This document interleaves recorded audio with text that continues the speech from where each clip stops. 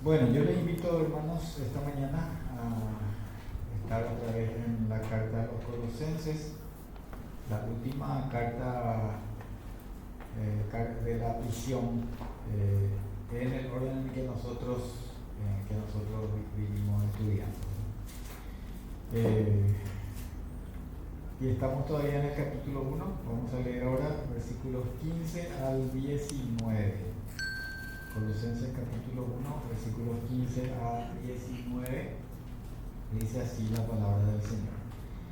Él es la imagen del Dios invisible, el primogénito de toda creación, porque en Él fueron creadas todas las cosas, las que hay en los cielos y las que hay en la tierra, visibles e invisibles, sean tronos, sean dominios, sean principados, sean potestades, todo fue creado por medio de Él y para Él. Y Él es antes de todas las cosas, y todas las cosas en Él subsisten. Y Él es la cabeza del cuerpo, que es la iglesia. Él que es el principio, el primogénito de entre los muertos, para que en todo tenga la preeminencia, por cuanto agradó al Padre que en Él habitase toda plenitud. Como ustedes saben, el tema principal de Colosenses es Cristo, la plenitud de Dios, Cristo en quien nosotros estamos completos. Y si es que tenemos a Cristo y si es que estamos en Cristo, entonces no tenemos necesidad de ningún auxilio o recurso más espiritualmente. Así que en eso estamos haciendo hincapié, y aquí de eso otra vez habla esta porción que hemos leído. El pasaje comienza con las palabras Él es. Y como su antecedente en el texto nos muestra al Hijo de Dios, a Jesucristo, en el versículo 14 dice, en quien tenemos redención por su sangre, el perdón de pecados. ¿Sí? Eso solamente para afirmar que está hablando de Jesucristo. Así que podemos decir, Jesucristo es la imagen del Dios invisible. Y todo lo que sigue, y vamos a destacar esta mañana, es Jesucristo. Jesucristo es la imagen del Dios invisible. Nosotros sabemos, ustedes saben, que nuestro Dios, el único Dios verdadero, Yahvé o Jehová, es invisible. Así Él se da a conocer. Por ejemplo, en primera carta de Pablo a Timoteo, capítulo 1, versículo 17, Pablo le dice a Timoteo, por tanto, al Rey de los siglos, inmortal, invisible, al único y sabio Dios, sea honor y gloria por los siglos de los siglos. Amén. Siempre se menciona, se presenta a Dios como invisible. En el Deuteronomio, capítulo 4, versículo 12, Moisés también, hablando al pueblo, le dice, y habló Jehová con vosotros de en medio del fuego, oísteis la voz de sus palabras, mas a excepción de oír la voz, ninguna figura visteis. Ven, Dios siempre se presentó así. Por eso también Dios le ordenó al hombre que no hiciera ninguna imagen de él con sus manos, ninguna figura o representación así tangible, física de él. Lo que sí Dios hizo siempre, desde el principio, es hablar. Eso es lo que Dios así se dio a conocer al hombre. Por eso conocemos a Dios por su revelación en las Escrituras. Esa es la manera de conocer a Dios. Si nosotros queremos conocerle a Dios, y más ser iluminado con su conocimiento es a través de su palabra que nos dejó, su palabra escrita. Tantas veces tenemos leyendo la escritura la expresión dijo Dios, o habló Jehová, o me dijo Jehová, o vino a mí palabra de Jehová diciendo. Nos encontramos, yo no me ocupé de contar, lo encuentro continuamente y leí, por ejemplo, dice que aproximadamente en 2000 veces dice eso en el Antiguo Testamento, de esas diferentes maneras. Vino a mi palabra de Jehová me dijo, es la palabra de Dios, ¿sí? Eso también se conoce como una de las evidencias internas de que la Biblia es la palabra de Dios, porque ningún otro escrito, ningún otro libro declara tantas veces, afirma tantas veces que es Dios el que estuvo hablando.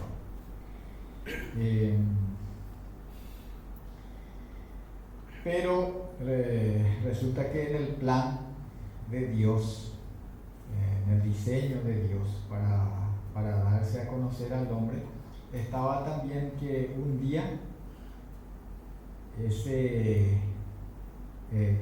Dios, siendo él invisible, un día señalado en el tiempo, él se iba a hacer visible a través de su Hijo encarnado.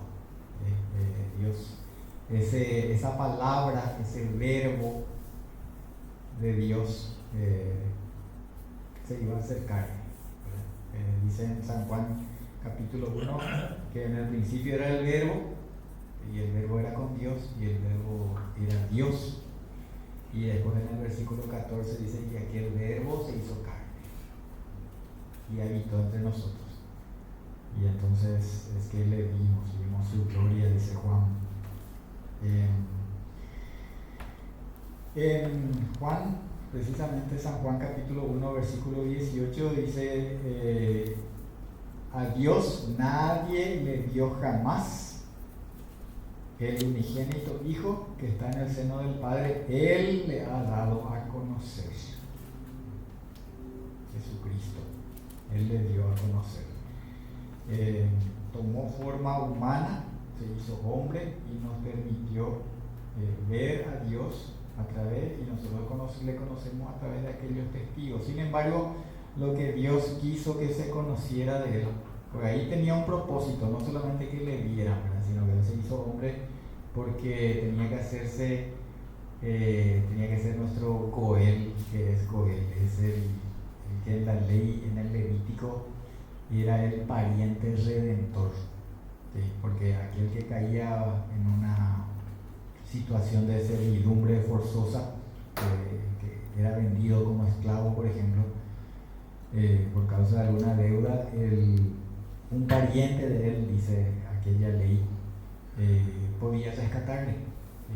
Un pariente, su hermano, su tío, alguien cercano a él podía rescatarle. Bueno, Jesús es el que está prefigurado también en aquella ley. Jesús es nuestro pariente redentor. Él se hizo uno de nosotros, ¿verdad? Tomó forma de hombre, para ser él nuestro Goel, nuestro pariente redentor. Entonces eso es lo que el mayor significado de que Él se haya hecho hombre. Pero además se hizo visible en Él. Y Juan dice, le vimos, palparon nuestras manos, le vimos con nuestros ojos, comimos con Él. Y ellos, a través de su testimonio, esos testigos nos dieron a conocer que verdaderamente Dios vino, habitó entre nosotros en forma humana. Pero sin embargo el plan de Dios también no era que nosotros le conociéramos así. Entonces pudiéramos decir, sí, tenía ojos azules y tenía una cabellera rubia, así como le hacen las pinturas, ¿verdad? No era así porque él era judío, ¿verdad? No porque esté mal o bien ser rubio y tener ojos azules, ¿verdad? Sino que él nació nació ahí en ese lugar donde la gente tenía la tez más bien morena, ¿verdad? Y además dice la Biblia que le íbamos a ver sin atractivo como para que le deseemos, ¿verdad? No tenía la cara de un actor para decir, qué lindo que era, ¿verdad? No tenía un parecer físico destacable. Y no es esa la imagen que Dios quiso que nosotros tuviéramos de Él, ¿verdad? Él nos mostró la imagen de Dios en sus atributos espirituales y morales, ¿sí? O sea, en su santidad, en su perfección, en su impecabilidad, en su justicia. Eso es lo que Dios nos mostró en Él, en la persona de su Hijo Jesucristo. Y entonces nos permitió verle en ese sentido. Verle, aquí quiere decir conocerle, es como decía Job también, hacia el final del libro, después de escuchar ya la reprensión de Dios, que Dios le habla, Job dice, de oídas te había oído, mas ahora mis ojos te ven. No porque se le haya presentado así una imagen visible a los ojos humanos, sino porque es como decir, ahora recién te conozco. Eso es verle. Él en una ocasión con sus discípulos, Felipe, uno de ellos le dijo, Señor, muéstranos al Padre y eso nos basta. ¿Se acuerdan de ese pasaje, verdad?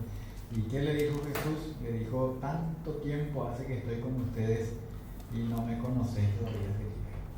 El que me ha visto a mí, ha visto al Padre. El que me conoce a mí, conoce al Padre. Como les decía, no se trata de una imagen en el sentido físico, porque Dios es espíritu. O sea, nadie puede decir, sí, así es el Padre, así como Jesús tiene barba y tiene... No. Así como Jesús se nos presentó en su perfección, en su justicia, en su santidad, así es el Padre. Una imagen entonces en cuanto a su carácter, en cuanto a sus perfecciones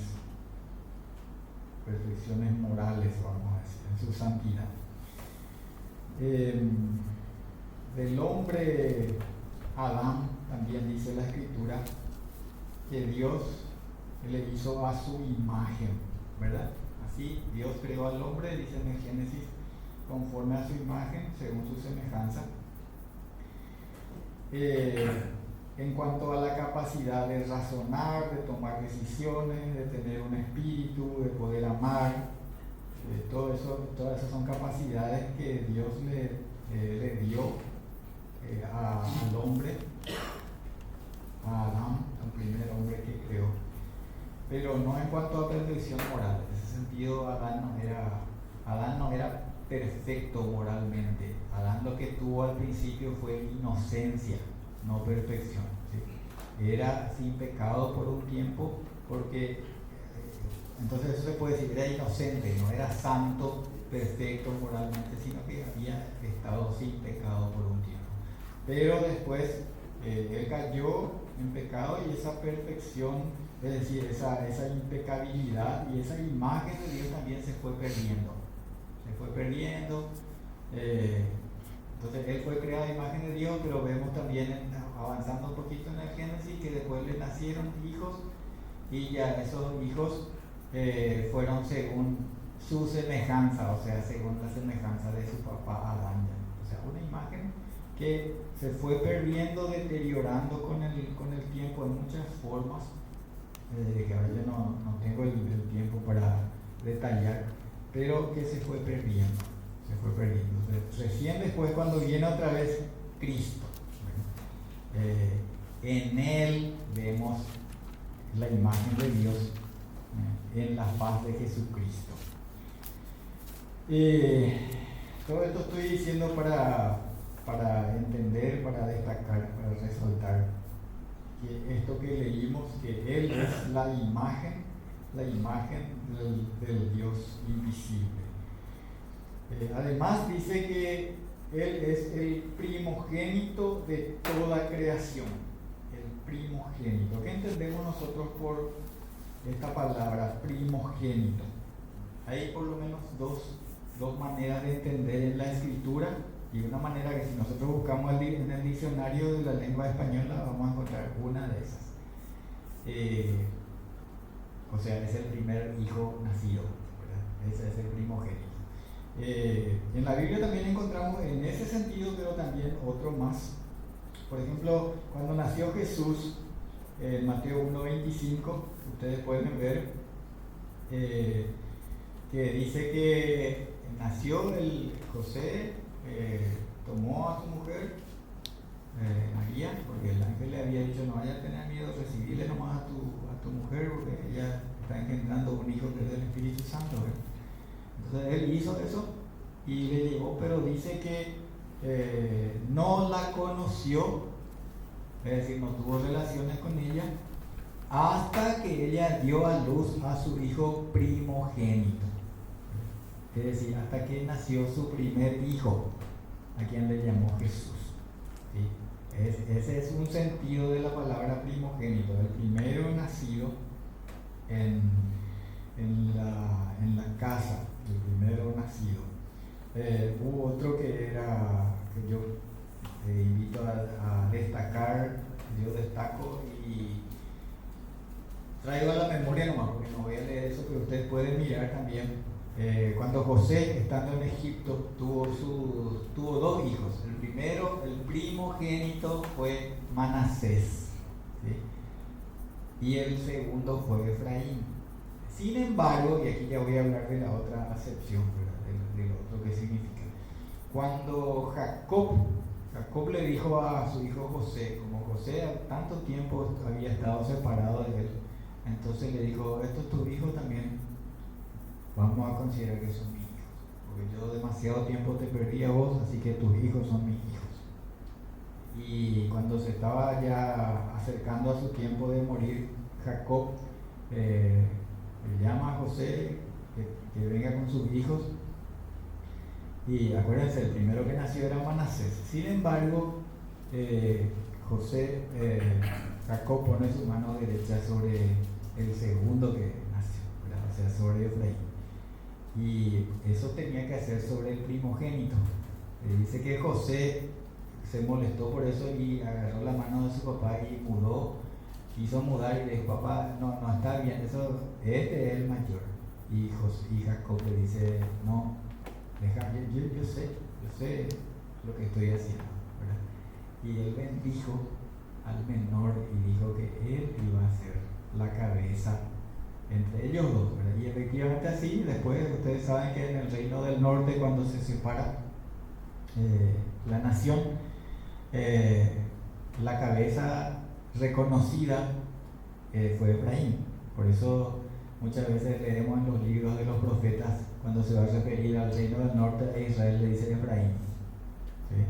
Bueno, ¿qué quiere decir entonces la palabra primogénito? También vamos a dejar de lado lo del primer hijo. Primogénito quiere decir el destacado, el mayor, el más importante, el más relevante. Eso es el primogénito. Y tenemos otros casos. Por ejemplo, Jacob mismo, cuando nació, eran gemelos, ¿verdad? Los que estaban en el vientre de Rebeca. ¿Quiénes eran? Jacob y Esaú. ¿Quién nació primero? Esaú. ¿Sí? Esaú nació primero. Entonces, el primogénito debía ser Esaú. Sin embargo, Esaú tuvo en poco la primogenitura, menospreció, no le importó lo que representaba, porque tenía una trascendencia moral, espiritual, vamos a decirlo. Y él no le interesó. Él tuvo hambre un día y vendió su primogenitura, su derecho de primogenitura, por un plato de comida. Y José sí quería, Jacob sí quería, y entendió lo importante que era esto, porque así luego ya estaba en el diseño de Dios. Todo eso sucedió para que se cumpliera lo que Dios, porque Dios mismo dijo desde el principio que el mayor iba a servir al menor. El menor iba a ser el primogénito a los ojos de Dios. Eso es lo que quiere decir aquí cuando está diciendo que Jesús es el primogénito de toda creación.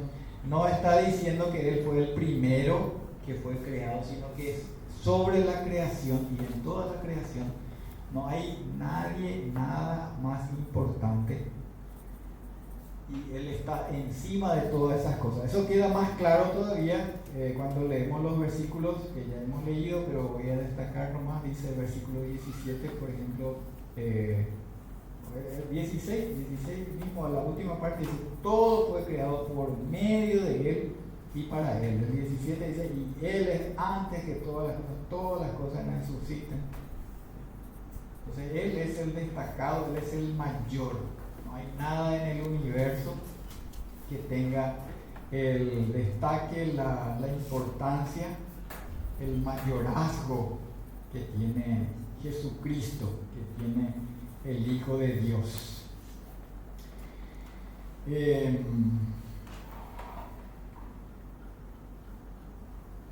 es el mayor en rango, en supremacía, en supereminencia, y está por encima de todas las cosas creadas. Es antes de todas las cosas. Por medio de Él y para Él todo fue creado. Es interesante ver que así como está fíjense por favor en Romanos 11:36, lo que dice, y ahí está hablando del Padre, en Romanos 11:36, por el contexto está hablando de Dios el Padre. Podemos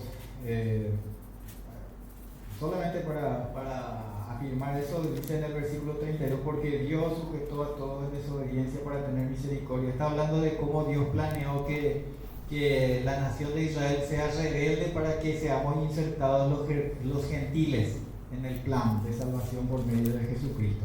Dios hizo eso. En el 33 habla de la profundidad, de la riqueza, de la sabiduría, de la ciencia de Dios. Y entonces en el versículo 36 dice: porque de Él y por Él y para Él son todas las cosas, a Él sea la gloria por los siglos de los siglos. Amén. Entonces está hablando de Dios el Padre, y dice: por Él y para Él son todas las cosas. Y nosotros acá acabamos de leer, hablando del Hijo, dice también: todo fue creado por medio de Él y para Él. Ahí nosotros podemos hablar de la unidad en esencia del Padre y el Hijo, ¿verdad? Por eso es que Jesús decía: yo y el Padre uno somos, ¿sí? El Padre y el Hijo, uno en esencia, uno en gloria. Aunque sea, no es nuestro tema, por eso yo no voy a hablar de la triunidad de Dios, ¿sí? Pero el Hijo es uno con el Padre. Bueno,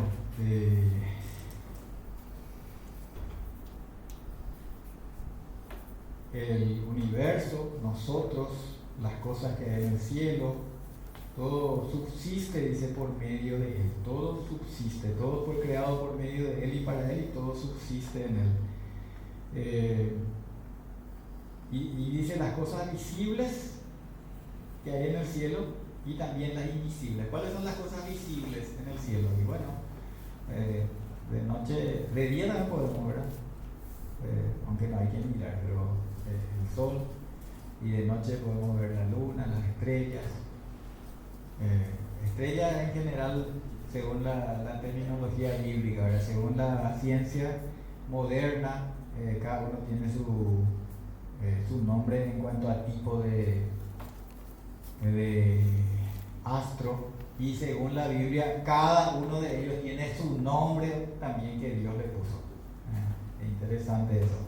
Cada uno de los astros, sean planetas, estrellas, lo que sea, constelaciones, tiene su nombre, y todo eso subsiste por medio de Él.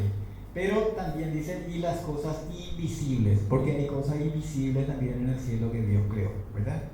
¿Qué son esas cosas invisibles? Son los seres espirituales. Todo eso, hay huestes espirituales en el cielo. Esas son las cosas invisibles, porque lo que es espíritu no es visible, ¿verdad? Es algo que se haga visible en un momento por la voluntad de Dios. Y, o sea, los ángeles, los principados, las potestades, todo eso también fue creado por Dios y subsiste por medio de Él, por su ordenación.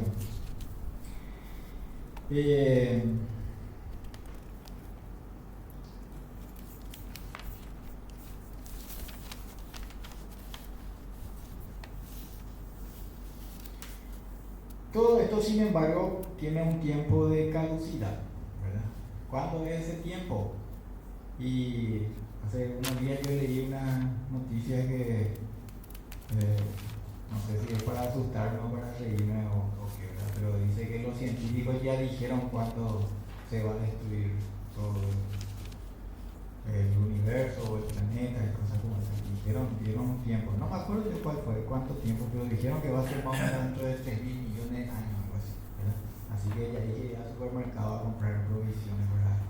Bueno, o sea, por eso me parece hasta cómico, ¿verdad? Dios tiene el tiempo, y Dios ya dijo, ¿verdad? Dios dijo que va a llegar el tiempo en que todo esto, los elementos ardiendo serán deshechos, dice en la segunda carta de Pedro. Dios va a hacer cielos nuevos y tierra nueva, eso está establecido por el Señor. Y no va a ser el hombre por las emisiones de gases y esas cosas que va a destruir el planeta. No, eso no es así, hermanos. Hay que saber leer y ver.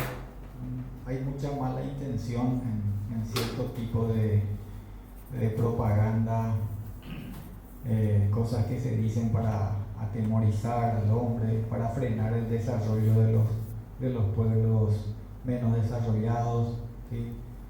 Mientras que ellos ya hicieron todo o se siguen surtiendo, no quieren que otros. Bueno, entre paréntesis, eso no forma parte de esa, ya es mi opinión.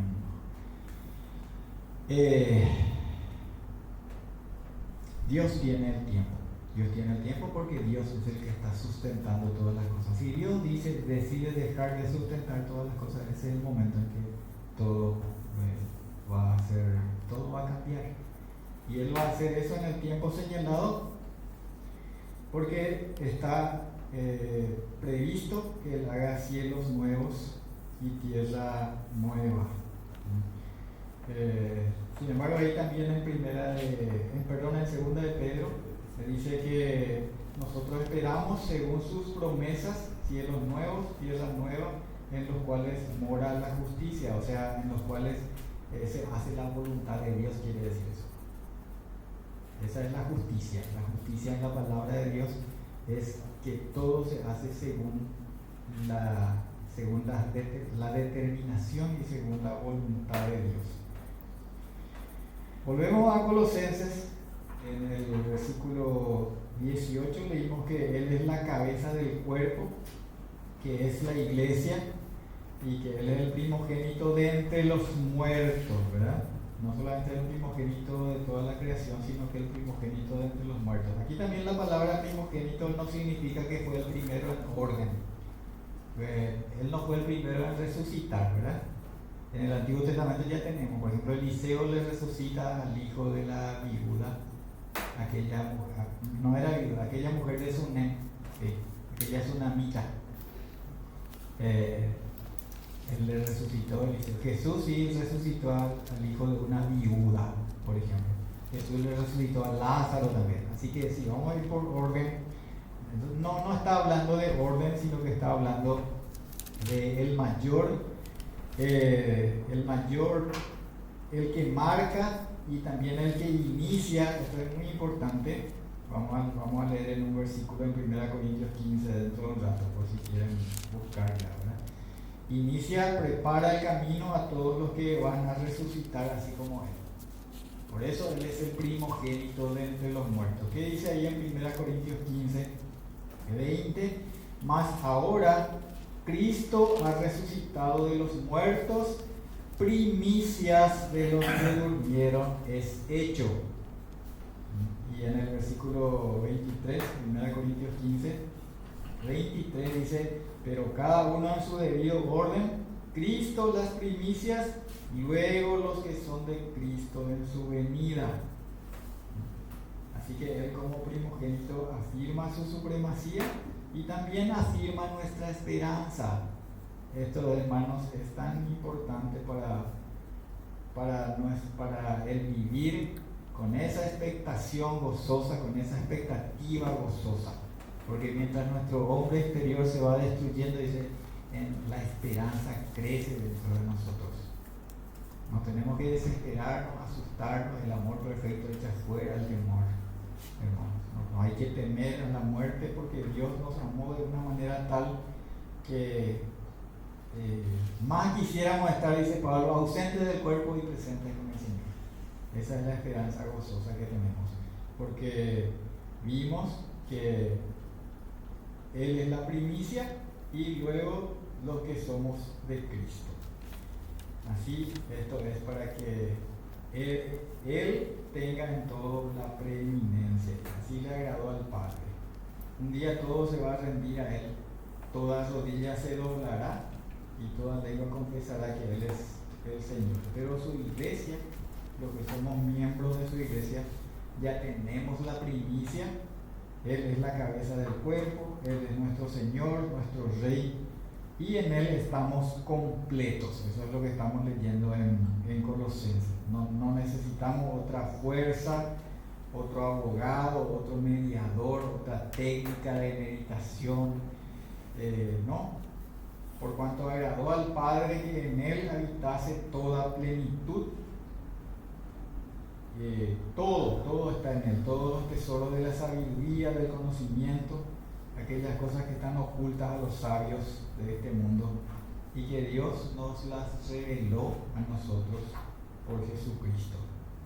Y de su plenitud, dice en el Evangelio de Juan 1:16, dice, de su plenitud recibimos todos gracia sobre gracia.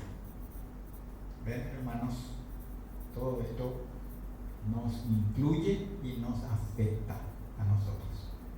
Bueno, es para admirarle, es para alabarle, exaltarle a Él, pero también por su gracia nos afecta en Cristo. Él es la imagen del Dios invisible, Él es el primogénito y nosotros después de Él seremos resucitados con un cuerpo celestial semejante al cuerpo de la gloria suya. Y así como ahora tenemos esa imagen corrompida porque trajimos la imagen del primer Adán, corrompido por el pecado, vamos a traer la imagen del postrer Adán. ¿Quién es el postrer Adán? Jesucristo. Jesucristo es el postrer Adán, en quien se renueva la imagen perfecta del Padre. Y dice la palabra de Dios que nosotros vamos a traer la imagen de ese, del postrer Adán. Vamos a leer y ahí vamos a terminar. 1 Corintios 15, 47 a 49. 1 Corintios 15, 47 al 49, dice: el primer hombre es de la tierra terrenal, el segundo hombre, que es el Señor, es del cielo. ¿Cuál es el terrenal? Tales también los terrenales. Está hablando de Adán, ¿verdad?